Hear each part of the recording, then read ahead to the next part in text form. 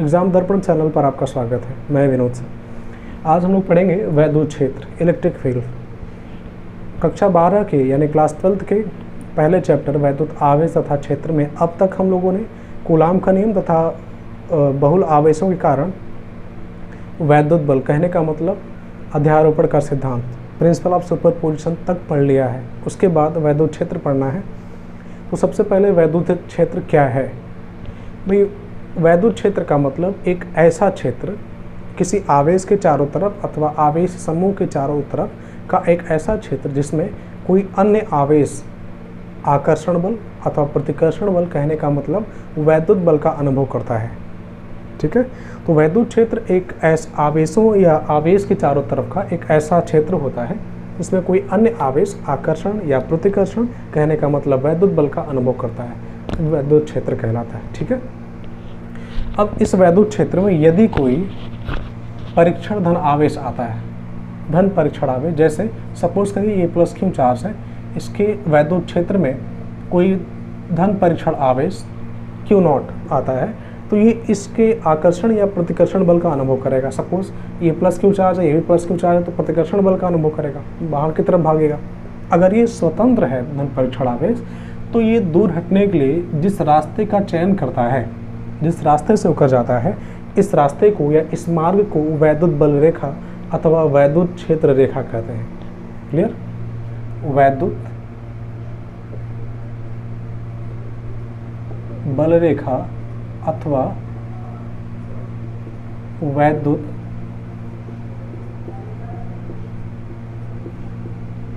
क्षेत्र रेखा कहते हैं। ठीक है, इस रास्ते से जा रहा है इसलिए इसका मार्ग इस तरह है। तो कहने का मतलब वैद्युत बल रेखा एक ऐसा मार्ग होता है धन परीक्षण आवेश का जिस पर वो चलता है, उनकी बलों के अधीन। अगर यहाँ पर नेगेटिव चार्ज होता तो ये धन परीक्षण आवेश भीतर की तरफ आता, इस तरफ, तो वैद्युत क्षेत्र की डायरेक्शन इस तरफ, और अगर धन है तो डायरेक्शन इस तरफ। इस तरह से वैद्युत क्षेत्र एक सदिश राशि है, आप कह सकते हैं। ठीक है, वैद्युत क्षेत्र एक सदिश राशि है। क्लियर? अब बात करते हैं वैद्युत क्षेत्र रेखा की। तो अगर हमारा जो आवेश है वो पॉजिटिव चार्ज का है, तो आप देख रहे हैं कि ये धन बल रेखाएं बाहर की तरफ निकल रही हैं। ठीक है, यहाँ परीक्षण आवेश रखेंगे तो बाहर इस तरफ, यहाँ परीक्षण आवेश रखेंगे तो ये परीक्षण आवेश इस तरफ जाएगा, और यहाँ रखा तो इस तरफ। कहने का मतलब ये है कि धन परीक्षण आवेश से या धन आवेशों से बल रेखाएं त्रिज्यतः बाहर की तरफ निकलती हैं। क्लियर है? इस तरह से त्रिज्यतः बाहर की तरफ। अगर यही चार्ज नेगेटिव होता, मतलब ऋण आवेश होता कुछ इस तरह से, तो अगर आप परीक्षण आवेश यहाँ रखे होते या कहीं पर भी, तो ये चार्ज इसकी तरफ खिंचता, तो इलेक्ट्रिक फील्ड डायरेक्शन नीचे इस तरफ, इसकी तरफ, फील्ड लाइनें इसकी तरफ। ठीक है, इस तरह से वैद्युत बल रेखाएं इसकी ओर आएंगी, त्रिज्यतः इसकी ओर आएंगी। ठीक है, तो वैद्युत बल रेखाओं की डायरेक्शन ये रहा। भाई नेगेटिव चार्ज का है तो वैद्युत ये धन परीक्षण आवेश बाहर से या कह लीजिए अनंत से इसकी तरफ आता है, वो भी त्रिज्यता भीतर की ओर, कहने का मतलब। और यहाँ पर धन आवेश के लिए त्रिज्यता बाहर की ओर। ठीक है, अगर इन्हीं चार्ज, अगर दो आवेश ऐसे हैं जो एक प्लस चार्ज का है और दूसरा नेगेटिव चार्ज का है, ठीक है, तो इससे बल रेखाएं निकल कर बाहर की तरफ जाएंगी और इस पर वैद्युत बल रेखाएं बाहर से या अनंत से भीतर की तरफ आती हैं। तो इस तरह से देखें तो ये वैद्युत बल रेखाएं त्रिज्यता बाहर की ओर और यहाँ पर इस तरह से, इस तरह से। ठीक है, और इस पर ये बल रेखाएं अंदर की तरफ आती हैं। देख रहे हैं? इस तरह से आप देख सकते हैं कि वैद्युत बल रेखाएं धन आवेश से निकलकर ऋण आवेश की ओर जाती हैं। ठीक है, इस तरह से, और वहाँ समाप्त हो जाती हैं। क्लियर? वैद्युत बल रेखाएं धन परीक्षण आवेश से निकलकर, धन आवेश से निकलकर ऋण आवेश पर जाकर समाप्त हो जाती है, इस तरह से।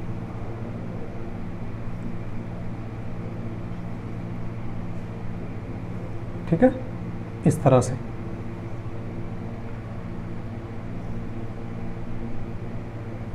ये वैद्युत बल रेखा है, त्रिज्यता है भीतर की ओर, नेगेटिव चार्ज के लिए। ठीक है, इस तरह से। ऐसे इसके लिए आप देख रहे हैं त्रिज्यता बाहर की तरफ,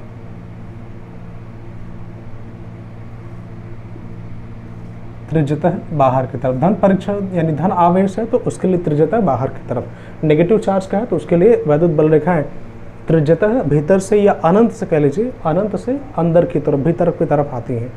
ठीक है, तो इस तरह से वैद्युत बल रेखाएं धन आवेश से निकलकर ऋण आवेश को जाकर समाप्त हो जाती हैं। और आप देख रहे हैं कि ये बल रेखाएं लचकदार हैं, इस तरह से, है ना, मुड़ जा रही हैं। तो ये लचकदार डोरी के समान होती हैं। ठीक है, लचकदार डोरी के समान होती हैं। क्लियर? ये वैद्युत बल रेखाएं, इनके बीच अगर सेपरेशन ज़्यादा है तो उन स्थानों पर वैद्युत क्षेत्र का परिमाण कह लीजिए, यानी इंटेंसिटी ऑफ इलेक्ट्रिक फील्ड कम रहता है। और जहाँ इन वैद्युत बल रेखाओं के बीच की दूरी कम रहती है, सेपरेशन कम हो जाता है, वहाँ पर वैद्युत क्षेत्र का मान ज़्यादा हो जाता है। जैसे आप यहाँ देखिए, तो यहाँ पर वैद्युत क्षेत्र का मान ज़्यादा रहेगा और इन स्थानों पर वैद्युत क्षेत्र का मान कम। ऐसे ही यहाँ पर आप देख सकते हैं, यहाँ पर इलेक्ट्रिक फील्ड का मान ज़्यादा और यहाँ पर भी, लेकिन इन स्थानों पर देखिए तो वैद्युत क्षेत्र का मान कम रहेगा। जिन स्थानों पर, या ऐसे कहिए यदि वैद्युत बल रेखाएं परस्पर समानांतर हैं, यानी उनके बीच का सेपरेशन ना तो घट रहा ना ही बढ़ रहा है, तो ऐसे में उन स्थानों पर वैद्युत क्षेत्र का मान समान रहता है। क्लियर है? आप देख रहे हैं कि ये वैद्युत बल रेखाएं कहीं भी एक दूसरे को नहीं काट रही। तो वैद्युत बल, ये नियम भी कह लीजिए, तो कभी भी वैद्युत बल रेखाएं एक दूसरे को नहीं काटती। कारण क्या है, चलिए समझते हैं। अगर ये जो वैद्युत बल रेखाएं हैं, कहीं भी इन बल रेखाओं के किसी बिंदु पर अगर हमें इलेक्ट्रिक फोर्स का डायरेक्शन ज्ञात करना है, इलेक्ट्रिक फोर्स का, तो उस पॉइंट पर एक स्पर्श रेखा खींचिए, तो उस बिंदु पर लगने वाले वैद्युत बल का डायरेक्शन हमें पता हो जाता है।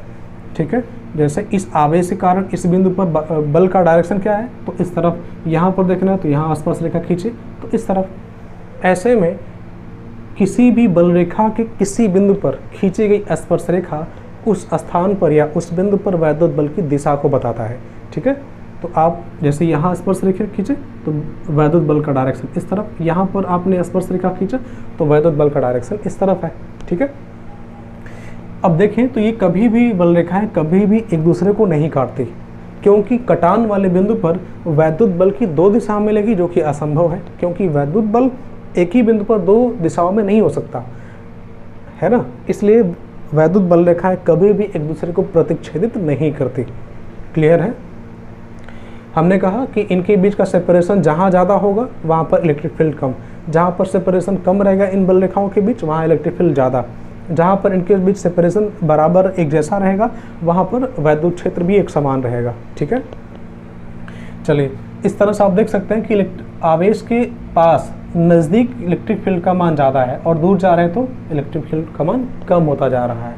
ठीक है, चलिए अब बात करें, अगर दो आवेश ऐसे हैं जिनके परिमाण बराबर हैं, एक और दोनों सेम प्रकृति वाले हैं, पॉजिटिव और यहाँ पर भी पॉजिटिव, दोनों समान प्रकृति के हैं और परिमाण ही बराबर है, तो ऐसे में इन दोनों के ठीक मध्य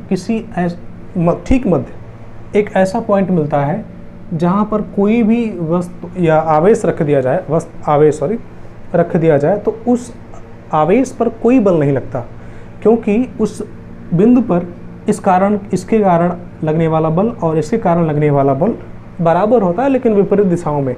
इस कारण से इस बिंदु पर कोई भी वैद्युत बल नहीं लगता और इस पॉइंट को न्यूट्रल पॉइंट कहते हैं। ठीक है, दो समान प्रकृति और समान परिमाण वाले आवेशों के ठीक मध्य एक ऐसा बिंदु मिलता है जो न्यूट्रल होता है, जहाँ पर उदासीन कह लीजिए, कोई भी आवेश रखे जाने पर वो किसी बल का अनुभव नहीं करता। ठीक है, यदि इन आवेशों के परिमाण बदल दिए जाएं और प्रकृति वही रहे तो ऐसे में न्यूट्रल पॉइंट की स्थिति बदल जाती है। जैसे सपोज करिए यहाँ पर जो आवेश है वो Q1 है और यहाँ पर आवेश है Q2, परिमाण प्रकृति सेम है, तो ऐसे में न्यूट्रल पॉइंट अब बीच में नहीं मिलेगा, स्थिति बदल जाती है ना। तो ऐसे में देखा जाए तो मान लीजिए न्यूट्रल पॉइंट यहाँ मिल रहा है, ठीक है, न्यूट्रल पॉइंट इस स्थान पर, तो न्यूट्रल पॉइंट से Q1 के बीच की दूरी मान लो R1 है और न्यूट्रल पॉइंट से Q2 के बीच की दूरी मान लेते हैं R2, तो इनके बीच एक संबंध निकल कर आता है कि Q1 अपान R1 का स्क्वायर बराबर Q2 अपान R2 का स्क्वायर। ठीक है, अगर हमें Q1 अपान R1 स्क्वायर बराबर Q2 अपान R2 स्क्वायर, तो इस समीकरण के जरिए हम न्यूट्रल पॉइंट की स्थिति को ज्ञात कर सकते हैं या R2 का मान या R1 का मान ज्ञात कर सकते हैं। कहने का मतलब Q1 Q2 पता हो, R1 पता हो तो R2 निकाल लेंगे, R2 पता हो Q1 पता हो तो R1 निकाल लेंगे। ठीक है, इस तरह से न्यूट्रल पॉइंट आप देख रहे हैं कि Q1 और Q2 का मान अलग होने पर स्थिति, न्यूट्रल पॉइंट की स्थिति बदल जाती है। ठीक है, चलिए अब अगर देखा जाए तो ये जो Q1 आवेश है और Q2, इनसे निकलने वाली वैद्युत बल रेखाओं का मान भी अलग अलग रहेगा, इनका मान भी अलग अलग रहेगा। जिस आवेश का मान ज़्यादा होगा उससे निकलने वाली वैद्युत बल रेखाओं की संख्या भी ज़्यादा रहेगी, और इसका मान आप निकाल सकते हैं, वैद्युत बल रेखाओं की संख्या इज इक्वल्स टू, आप लिख सकते हैं यहाँ पर, किसी आवेश से निकलने वाली वैद्युत बल रेखाओं की संख्या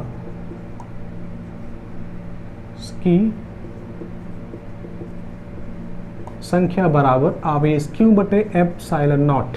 ठीक है, अब ये एप्सिलॉन नॉट इस तरह से बनाइए या उस तरह से बना सकते हैं आप, Q बटे एप्सिलॉन नॉट। यहाँ से आवेश का मान जितना ज़्यादा होगा निकलने वाले बल रेखाओं की संख्या उतना ही ज़्यादा रहेगा। ठीक है, तो अब तक आपने समझ लिया कि किसी धन आवेश से वैद्युत बल रेखाएं त्रिज्यतः बाहर की तरफ निकलती हैं, ऋणावेश के लिए त्रिज्यतः भीतर की तरफ, और ये धनावेश यानी बल रेखा है धनावेश से निकलकर ऋणावेश पर जाकर समाप्त हो जाती है। ठीक है, ऋणावेश पर जाकर समाप्त हो जाती हैं। ये लचकदार डोरी के समान होती है। क्लियर है, ये कभी भी एक दूसरे को काटती नहीं है, प्रतिच्छेदित नहीं करती, क्योंकि कटान वाले बिंदु पर वैद्युत बल की दो डायरेक्शन मिलेगी, दो दिशा मिलेगी, जो कि असंभव है। ठीक है, और ये भी कहा गया कि इन वैद्युत बल रेखाओं के बीच का सेपरेशन अगर कम है, के बीच की दूरी कम है, तो ऐसे में उन स्थानों पर वैद्युत बल, वैद्युत क्षेत्र का मान ज़्यादा होगा। जहाँ पर सेपरेशन ज़्यादा रहेगा वैद्युत क्षेत्र कम होगा। अगर सेपरेशन बराबर है, एक जैसा है कुछ इस तरह से, तो ऐसे में इन वैद्युत बलों रेखाओं के बीच सेपरेशन बराबर है, मतलब समान है, तो ऐसे वैद्युत क्षेत्र का मान भी इन स्थानों पर समान रहेगा। ठीक है, चलिए बात करें किसी भी बिंदु पर वैद्युत क्षेत्र का मान ज्ञात करने के लिए, यानी उसका तीव्रता ज्ञात करने के लिए, इंटेंसिटी ऑफ इलेक्ट्रिक फील्ड, वैद्युत क्षेत्र की तीव्रता की अगर बात करें तो जैसे इस वैद्युत क्षेत्र आवेश का इस पॉइंट पर हमें निकालना है वैद्युत क्षेत्र की तीव्रता। ठीक है, तो इस पॉइंट पर हम रखेंगे परीक्षण आवेश Q0, धन परीक्षण आवेश Q0। क्लियर है, तो इस आवेश के कारण, इस परीक्षण आवेश पर लगने वाला वैद्युत बल F और इस धन परीक्षण आवेश के अनुपात को वैद्युत क्षेत्र की तीव्रता कहते हैं। ठीक है, फिर से एक बार, किसी बिंदु पर वैद्युत क्षेत्र की तीव्रता ज्ञात करने के लिए उस बिंदु पर या रखे, ठीक है, किसी बिंदु पर वैद्युत आवेश की वैद्युत क्षेत्र की तीव्रता ज्ञात करने के लिए उस बिंदु पर रखे आवेश पर लगने वाले वैद्युत बल तथा उस आवेश के मान के अनुपात को वैद्युत क्षेत्र की तीव्रता कहते हैं। क्लियर है, कहने का मतलब इस परीक्षण आवेश पर लगने वाला वैद्युत बल F और इस परीक्षण आवेश का मान Q0 के अनुपात यानी निष्पत्ति को वैद्युत क्षेत्र की तीव्रता कहते हैं। ये इसकी परिभाषा भी बन जाती है। फिर से एक बार, तो किसी आवेश के चारों तरफ किसी वैद्युत क्षेत्र में स्थित किसी पॉइंट पर वैद्युत क्षेत्र की तीव्रता ज्ञात करने के लिए या जानने के लिए उसकी इंटेंसिटी क्या है, तो उस आवेश के कारण उस बिंदु पर वैद्युत बल तथा उस बिंदु पर स्थित वैद्युत आवेश के अनुपात को वैद्युत क्षेत्र की तीव्रता कहते हैं। ठीक है, तो आप यहाँ से देख रहे हैं कि वैद्युत क्षेत्र का मान E बराबर मिल जा रहा है हमें F/Q0। ठीक है, F/Q0। आप देख रहे हैं कि वैद्युत बल एक सदिश राशि है, आवेश एक अदिश राशि है। तो अब सदिश राशि में किसी अदिश राशि से गुणा करिए या भाग करिए तो हमें जो नई राशि मिलती है वो सदिश राशि ही होती है। तो इस तरह से वैद्युत क्षेत्र एक सदिश राशि है और डायरेक्शन आप यहाँ से देख लिए हैं, प्लस से निकलकर नेगेटिव चार्ज की तरफ जाता है। ठीक है, कहने का मतलब धन परीक्षण आवेश जिस दिशा में गति करेगा वही वैद्युत क्षेत्र की दिशा होगी। जैसे धन परीक्षण आवेश, अभी ये भी पॉजिटिव ये भी पॉजिटिव, तो धन परीक्षण आवेश बाहर की तरफ जाएगा तो वैद्युत क्षेत्र का डायरेक्शन भी बाहर की तरफ। लेकिन अगर ये नेगेटिव चार्ज का होता तो वैद्युत क्षेत्र का डायरेक्शन जो है, इस देखो जैसे ये नेगेटिव चार्ज का है, तो ऐसे में इस परीक्षण आवेश पर लगने वाला बल का डायरेक्शन अंदर की तरफ है, तो ऐसे में वैद्युत क्षेत्र की डायरेक्शन बदल जाएगी, ठीक विपरीत दिशा में होगा। ठीक है, फिर से किसी वैद्युत क्षेत्र की दिशा अगर जानना है तो धन परीक्षण आवेश जिस दिशा में गति करेगा वैद्युत क्षेत्र की दिशा होगा। लेकिन नेगेटिव चार्ज के लिए यानी ऋण परीक्षण आवेश है, तो ऐसे में उस पर लगने वाले बल की दिशा के ठीक विपरीत दिशा में वैद्युत क्षेत्र की दिशा होती है। ठीक है, चलिए F is equals to E is equals to F upon q naught. यहाँ से देखिए तो वैद्युत क्षेत्र का मात्रक भी निकल कर आ जाता है। वैद्युत क्षेत्र का मात्रक क्या है? तो बल का मात्रक न्यूटन और आवेश का मात्रक कूलाम। तो इस तरह से वैद्युत क्षेत्र का मात्रक भी निकल कर आया न्यूटन प्रति कूलाम। क्लियर है? न्यूटन प्रति कूलाम आप देख रहे हैं, न्यूटन प्रति कूलाम आप लिख लीजिए यहाँ पर E का मात्रक बराबर न्यूटन प्रति कूलाम। आप आगे चल करके वैद्युत क्षेत्र का अन्य एक और मात्रक मिलेगा आपको, तो याद रखिएगा वोल्ट प्रति मीटर,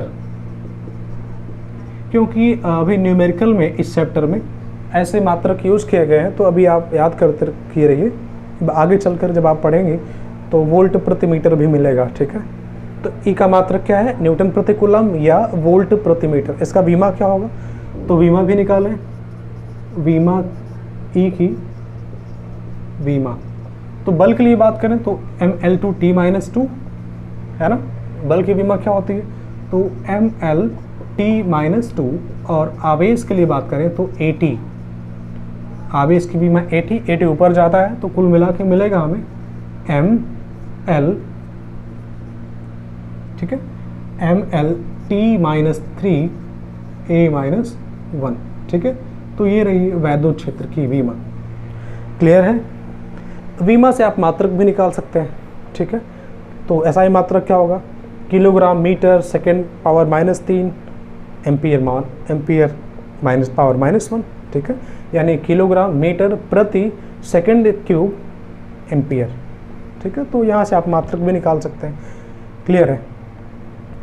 तो आपको मिल चुका है E बराबर F/Q0। ऐसे में वैद्युत क्षेत्र में स्थित किसी बिंदु पर स्थित आवेश पर लगने वाले बल का मान भी आप ज्ञात कर सकते हैं, है ना, इसी फार्मूले से। भाई E बराबर अगर F/Q है तो आप F बराबर QE तो E भी तो कर सकते हैं ना, तो इस तरह से वैद्युत बल का भी मान मिल जाएगा। हमने कहा E बराबर F/Q, तो F बराबर भी मिल जाएगा आपको QE। ठीक है, तो किसी वैद्युत क्षेत्र में स्थित किसी आवेश पर लगने वाला बल F बराबर QE। क्लियर है? चलिए ठीक, बात करें कोई ऐसा चार्ज है, पॉइंट चार्ज है, उसके कारण किसी बिंदु पर वैद्युत क्षेत्र कितना होगा, उसका मान क्या होगा। जैसे ये वाला चार्ज लीजिए, चलिए यहाँ मिटा रहे हैं अभी हम, आप इसको पॉज करके लिख लीजिए। ठीक है, चलिए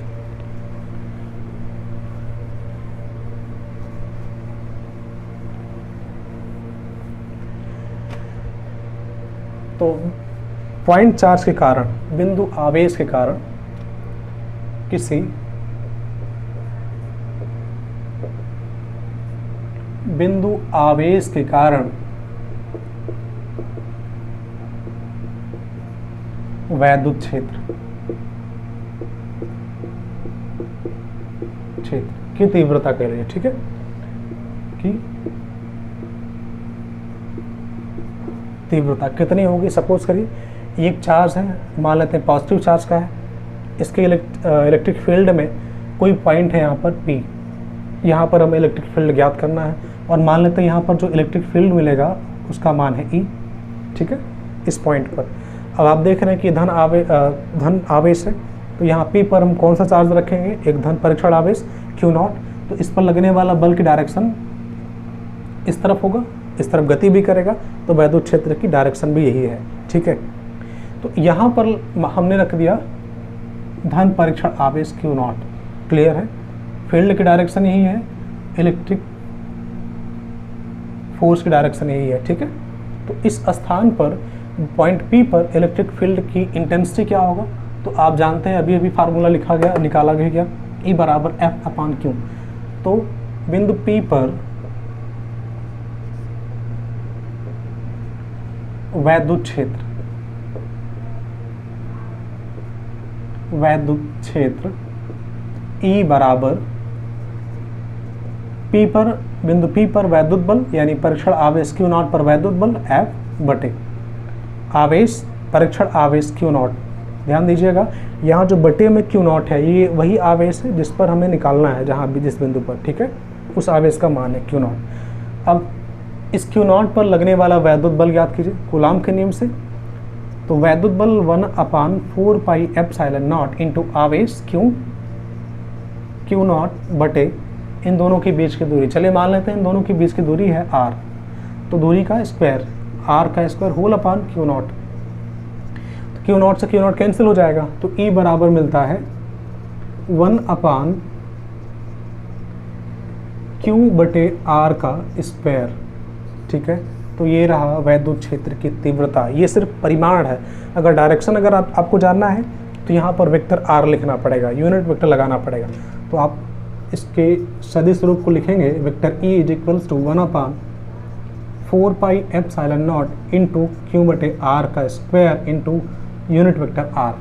या आप यूनिट वेक्टर हटाते हैं तो कुछ ऐसे लिख सकते हैं आप 1/4 pi epsilon naught into Q बटे r का क्यूब, ठीक है, या कह लीजिए वेक्टर r का cube mod of vector r का क्यूब इंटू वेक्टर r, ठीक है। ये r क्या है, तो इस आवेश से इस यहाँ बिंदु P यानी परीक्षण आवेश के बीच की स्थिति सदिश है, ठीक है, ये उसके डायरेक्शन को दिखा रहा है। क्लियर है। तो चलिए इस तरह से वैद्युत क्षेत्र का सदिश रूप भी मिल चुका है यहाँ पर आपको, और इसका परिमाण भी यहाँ से मिल चुका है। क्लियर है। तो अब बात करते हैं, कोई एक ऐसा निकाय है जिसमें कई आवेश हैं, एक नहीं कई आवेश हैं। अभी तो देखा आपने सिर्फ एक पॉइंट चार्ज है, एक ही आवेश है। अगर आवेशों का निकाय रहे, जैसे सपोज करिए यहाँ पर एक ऐसा निकाय है जिसमें आवेश Q1, Q2, Q3, Q4 इस तरह से बहुत सारे हैं, Qn तक आवेश हैं, ठीक है। अभी इस पॉइंट पर इलेक्ट्रिक फील्ड निकालना है, इस पॉइंट पर, तो भाई ऐसे में इन सभी आवेशों के कारण यहाँ पर इलेक्ट्रिक फील्ड होगा। परिमाण तो अलग होगा, किसी एक विशेष आवेश कारण तो होगा नहीं, तो सभी के कारण इलेक्ट्रिक फील्ड कितना होगा।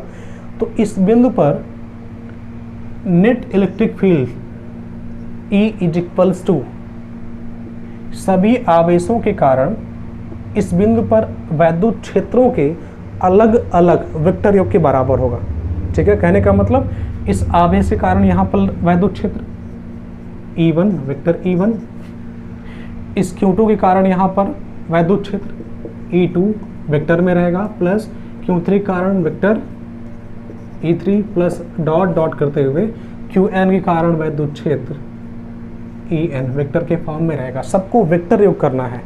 कहने का मतलब ये है कि जो वैद्युत बल में भी आपने पढ़ा था, अध्यारोपण का सिद्धांत सेम यहाँ वही फॉलो हो रहा है, ठीक है।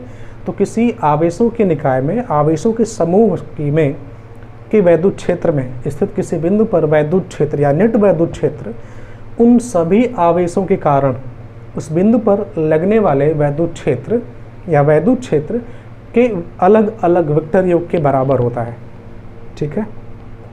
चलिए, तो वैद्युत क्षेत्र हुआ। बात करते हैं अब आगे वैद्युत द्विध्रुव की, ठीक है, इलेक्ट्रिक डायपोल, ठीक।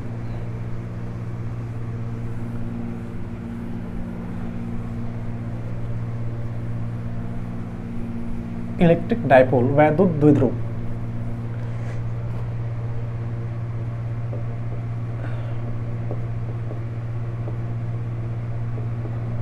द्विध्रुव इलेक्ट्रिक डायपोल, ये क्या है समझते हैं। सबसे पहले इलेक्ट्रिक डायपोल क्या है। बात करें इलेक्ट्रिक डायपोल की यानी वैद्युत द्विध्रुव की, तो ये एक ऐसा निकाय होता है दो आवेशों का जिसमें दोनों आवेश बराबर परिमाण के होते हैं और उनकी भी प्रकृति अलग अलग होती है। जैसे दो आवेश प्लस Q और एक अन्य आवेश है माइनस Q।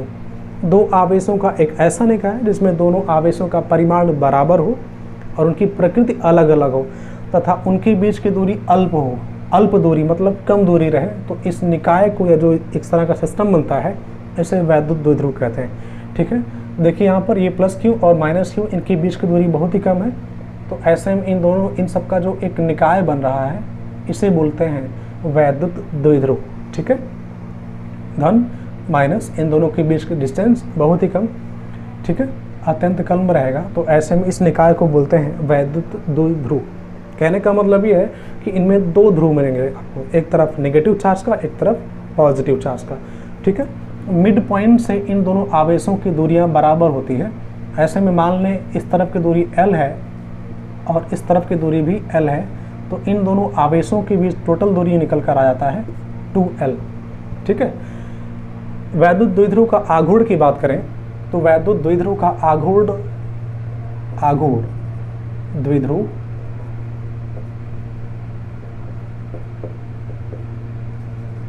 का आघूर्ण P इज इक्वल्स टू, वैद्युत द्विध्रुव के आघूर्ण को P से डिनोट करते हैं। ठीक है, P इज इक्वल्स टू इन दोनों आवेशों में से किसी एक आवेश का परिमाण Q तथा उनके आवेशों के बीच की अल्प दूरी 2L। तो वैद्युत द्विध्रुव का आघूर्ण P बराबर मिल जाता है इस तरह से 2QL। ठीक है, वैद्युत द्विध्रुव का आघूर्ण क्या मिलता है 2QL। ठीक है, वैद्युत द्विध्रुव का आघूर्ण एक सदिश राशि है, इसकी डायरेक्शन जो होती है वो नेगेटिव चार्ज से पॉजिटिव चार्ज की ओर होता है। ठीक है, वैद्युत द्विध्रुव आघूर्ण का दिशा नेगेटिव चार्ज से पॉजिटिव चार्ज की ओर, मतलब ऋण आवेश से धन आवेश की ओर होता है। ठीक है, क्लियर है? तो ये एक सदिश राशि है, आप वेक्टर P कर सकते हैं। क्लियर है? चलिए बात करें इसके मात्रक की, वैद्युत द्विध्रुव के आघूर्ण की, तो आप देख रहे हैं आवेश का मात्रक कूलाम होता है तथा लंबाई का मात्रक मीटर, दूरी का मात्रक मीटर। तो इस तरह से द्विध्रुव आघूर्ण का मात्रक निकल कर आता है P का मात्रक, P का मात्रक, ठीक है, बराबर कूलाम मीटर। कूलाम ये SI मात्रक है। ठीक है, कूलाम मीटर, इसको शॉर्ट में, ठीक है, कूलाम मीटर। अब कूलाम को C लिखता है, मीटर को आप M लिख रहे हैं तो CM हो गया, या ठीक है इस तरह से। ठीक है, इसका ये SI मात्रक है। ठीक है, ये SI सिस्टम का मात्रक है P का। इसका CGS मात्रक होता है DY। क्या होता है? DY, CGS मात्रक DY। ठीक है, और एक DY इज इक्वल्स टू होता है 3.3 into 10 to the power minus 30, 10 to the power minus 30 coulomb metre. Clear? एक 1 DY is equals to 3.3 into 10 to the power minus 30 coulomb metre. Clear है?